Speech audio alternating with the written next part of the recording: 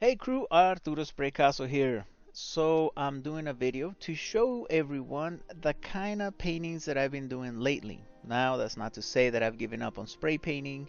If anything, when I come back to spray painting is going to be with a vengeance. But I've been doing a lot of digital work. If you guys follow me on Facebook, you can see all the different paintings that I've been working on. Now what I'm using here is a tablet hooked up to a computer that, and then you have to have Photoshop. So those three are required to be able to do something like this. When creating digital paintings, you have to keep track of all the layers that you're using. As you can see, I'm going back and forth here between brushes, layers, changing the opacity. Some layers you want them to be brighter, some layers you want them to be a little more see-through. Here I'm using a brush that is used to create clouds, but I use it to create the effect of luminescence. Oh, this is actually a brush that creates sparkles. Comes from and most of these brushes you can get for free, guys. You can spend a few dollars and buy some professional brushes, but as you can see here, all the ones that I'm using are free. There's definitely lots of different websites out there that, and a lot of great people that are willing to share their brushes with you. So I didn't have to pay for the brushes. They were all found just on Google, and you just type in what kind of brush you're looking for, and you'll be able to download whatever you need. Here I'm just look at that, using all the different brushes, and some of these brushes are pressure sensitive. This one that I'm using here, that you just saw me try out, this is the one to create clouds, but I also use it to create the effect of it like a dreamy effect, really luminescent, kind of, it brightens things up a little bit more. And as you can see, you can also use it on the water too to create the effect of reflections. Use it on some of the rocks. And later on this paint, I'm going to come back to it and use some more of that similar brush to create highlights on the snow. Now here I'm creating a little more reflections on the rocks. Now, unlike spray painting, right? One of my spray paints, even my more complicated ones that would take a couple of hours, this one, as I mentioned earlier, man, it took a month.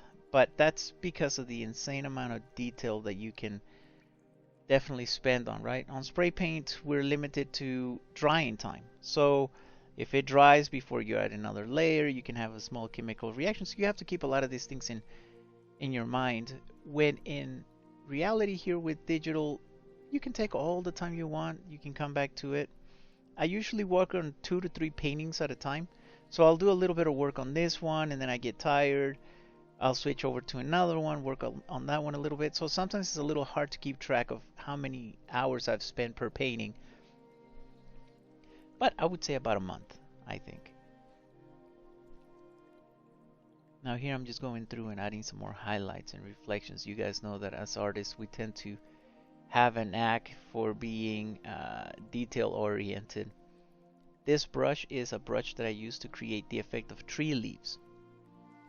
And as I mentioned earlier, the pen is pressure sensitive, so if you push a little bit thicker, it creates a bigger brush.